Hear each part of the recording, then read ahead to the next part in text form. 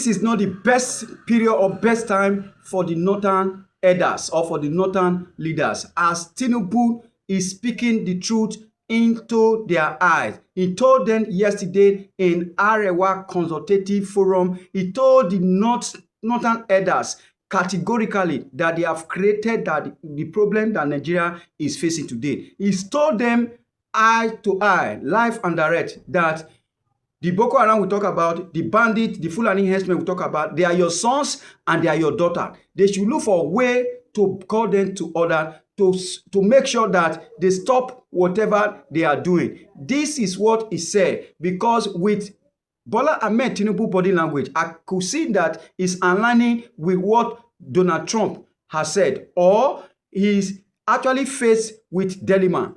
Tinubu is faced with dilemma as we speak right now. Rather than playing politics, it is better we face the reality on ground. Why did the Trump or United States of America declare Nigeria CPC? That is country with particular concern. Country with particular concern is not actually a punishment for anything. It is because of what is coming out of Nigeria. It because of what is the atrocities that the Boko Haram, the terrorists, and the bandit, the Fulani herdsmen are causing in Nigeria. People are no longer sleeping with their two eyes closed, most especially in the north, and they are gradually creeping into the western part of Nigeria. So Tinubu has come out to shake the table and told the northern elders to call the terrorists, call the bandits to order. He told them that they are your sons and they are your daughters. So call the bandits and call the terrorists and tell them to cease or to stop whatever they are doing, or else he will hand over the 12 northern states to the United States of America to deal with. Yes, to deal with them is not to face the innocent masses and destroy them or eliminate them. They are coming for the Boko Haram, but the missiles may go out of bound when the ground or the atmosphere in the north is not quite conducive. He is not very sure. He cannot guarantee any safety of anybody when the United States of America come to the northern part of the country. So this is where we are as a country. But thank God that Bola Ahmed Tinubu has begun to speak the truth to the north rather than playing politics. We know that he is the master in this game when it comes to politics. But in governance, without his ability to carry the whole nation along. But nevertheless, that is not what we are actually talking about today. What we are talking about today is that Nigeria has begun to realize what is wrong in the nation, especially Bola Ahmed Tinubu, as beginning to do the expected. So what people are actually expect of him is that he should say the truth at every point in time, and he should call a spade a spade. And now he has begun to call the northern elders together so as to talk to their sons. They call Boko Haram and the terrorists. So calling them sons and daughters is not a new thing, because when one of the northern elders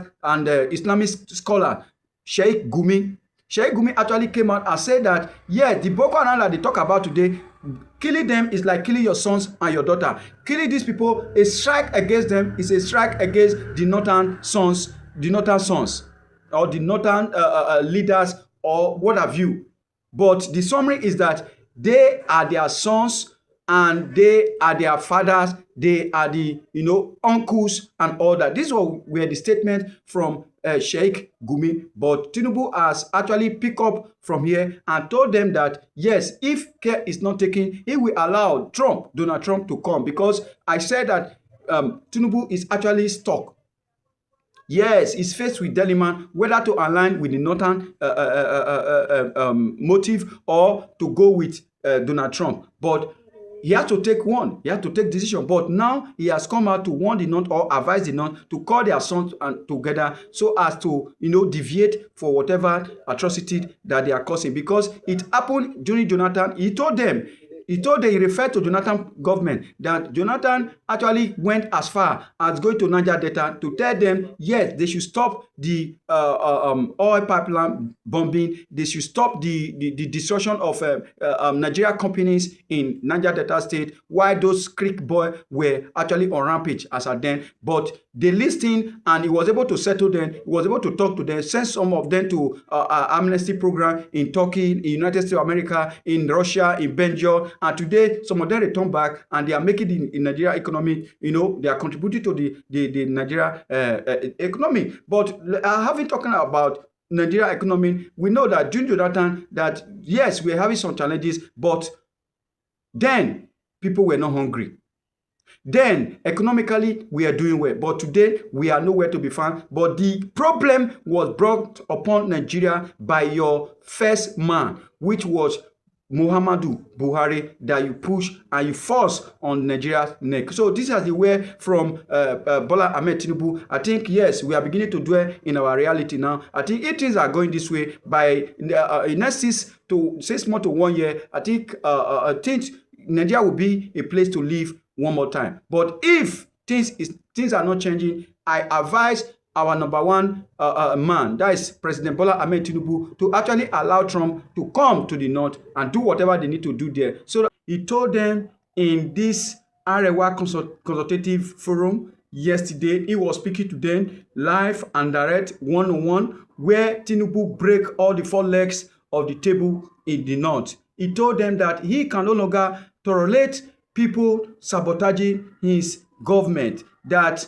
he remembered then in western part of the country when he was a governor, he was able to solve the problem and ameliorate the shenanigans surrounding the whole Lagos with Agbero. And reminded them of Jonathan when Jonathan was in power, that he was able to solve problems emanating from the Niger Delta, where those boys were, the Creek boy were on the ground, ready to blow up the gas pipe and blow up everywhere in Niger Delta, and everywhere was actually hot then. But he said that Jonathan was able to salvage that particular problem. But you can't expect the Northerners to create problem for him to solve. Why he has been trying his best to solve the problem, but the more he tried, the more the atrocity and the more the Boko Haram are, springing up. That he told the elders of the northern Nigeria that they should go home, they should go back and do their own primary assignment and do their own work, so as not to, because the missiles that is about to hit the north may not hit the Boko Haram, may not hit the terrorists, may not hit the bandit and the Fulani herdsmen alone. It may go out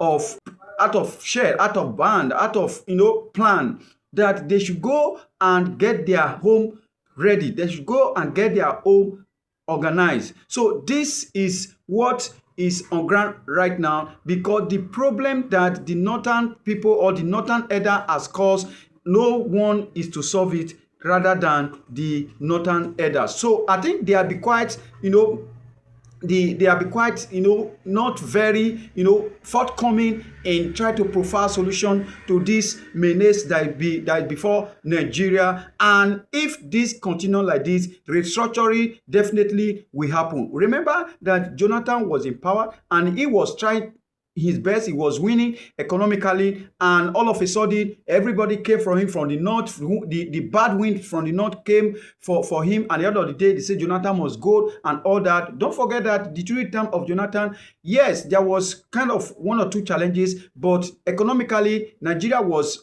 stable and people were not hungry. And look at today. Today now you see that hunger is the 4th enemy of Nigerian masses. Hunger is, like a water that shower upon every individual in Nigeria. This is why you see people are doing what they are not supposed to do. People eat what they see rather than what they want to eat. Talking about the north, if you check very well, you see that the poverty level in that area is on a higher level, very high.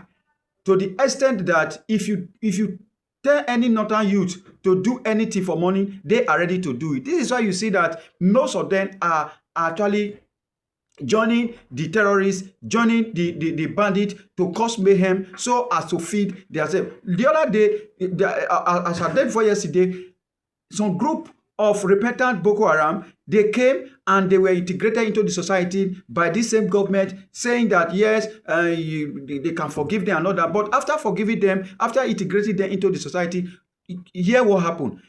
About 90 cows were missing through this, traceable to this repentant Boko Haram. So this to tell you that some people join this group not even knowing their main objective, but just to solve the stomach infrastructure, just to provide for their whole family. So this is where we are as a nation. But Tinubu has come out and started to tell the Arewa consultative group that they should go and do their own work. If not, he will hand over the north to Trump, because to some extent now, Tinubu is aligning with the USA.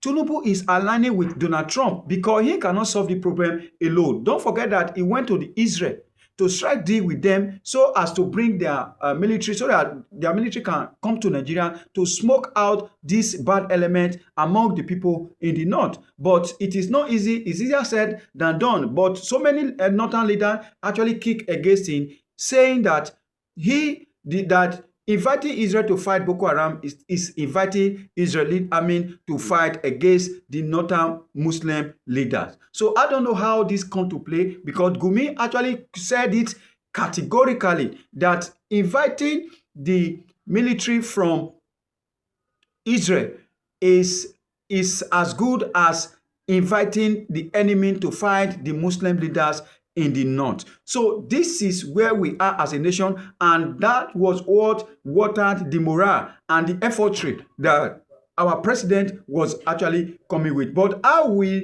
the box stuck on the president's table?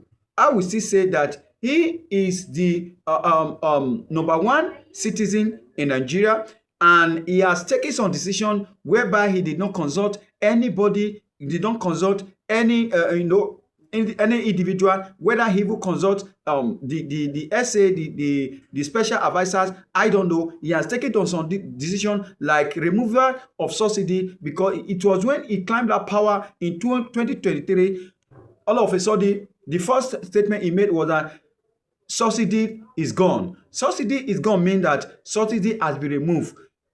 From that minute, the whole atmosphere changed in Nigeria. So where I'm driving to is that before saying that he did not consult anybody, he did not consult any economic expert, neither did he set up his cabinet to discuss this issue of subsidy removal and order. So if you can take this decision solely by yourself, why can't you take the decision of going extra mile? If you like, go to Russia, go to USA, go to Belarus, go to any country of this world.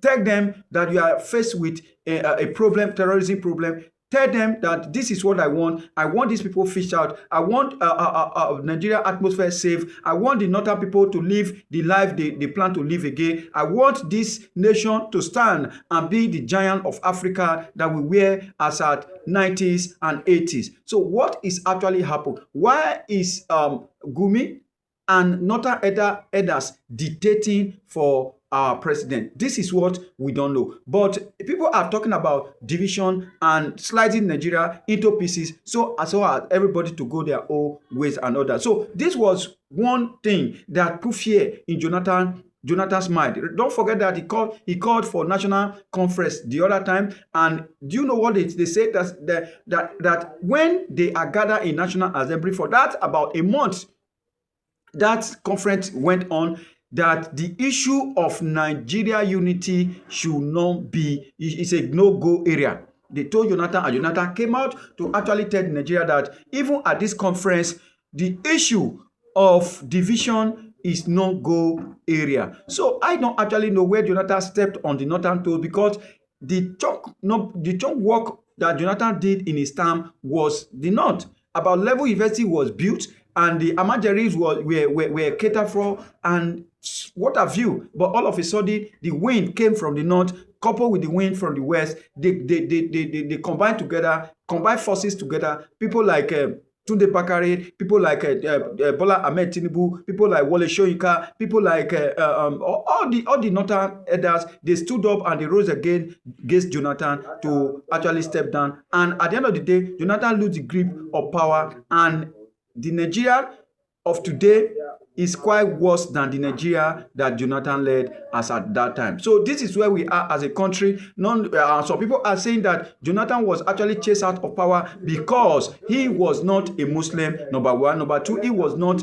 a former military leader, so that he cannot lead. But he was leading and the economy was actually okay. He assembled some good brains as at then. Remember, Chasoludo was the governor of Central Bank. Ugozi Okojuwela was economic head, and what have you, Mogalu and every other person around then, they were pushing the party and pushing the Nigeria as a country forward. But all of a sudden, the whole thing crumbled when Buhari, that know nothing about economy, that know nothing about Nigeria. As a matter of fact, when Buhari was in power, ordinary Nigeria was more informed than Buhari, because when Buhari was told that some people were killed in Katsina, and about 30 minutes or 1 hour, 30 minutes after that, Buhari has forgotten that they have told him something like that. And you all know the story. We're all in Nigeria together.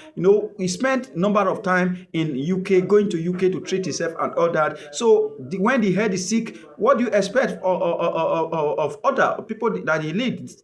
So this was the issue, and this is where we are today. Here, our president is actually stuck. He did not know at where to start, and what to say, and how to ameliorate the problem that the Nigeria as a country is faced with. And the Trump is dragging him left and right now, telling him that he's coming. But I don't know why they are restricting, or they are afraid of Trump coming to Nigeria, because even as of yesterday, one of the senators, Smith something, senator in the United States of America, in the U.S. Congress, he was saying that declaring Nigeria as a CPC, that is a country of particular concern, is not a punishment. How is it a punishment to declare this, to play this status on Nigeria? Because it is because of what is coming out of Nigeria. It is because of the insecurity in Nigeria. They are not doing this to punish anybody. They are not doing this to punish the masses. They know the sovereign. They know that Nigeria is a sovereign nation. But at the same time, the judiciary and every other authority tramples on some people's interest and on some people's rights most of the time. Just like Umazuna Kanu court case that was sentenced to life imprisonment without fair hearing, without the basis of law to back up this judgment and all that. So these are the things that we talk about. And as a matter of fact, I can tell you categorically that Tinubu hand is tied. He doesn't actually know where to go from here.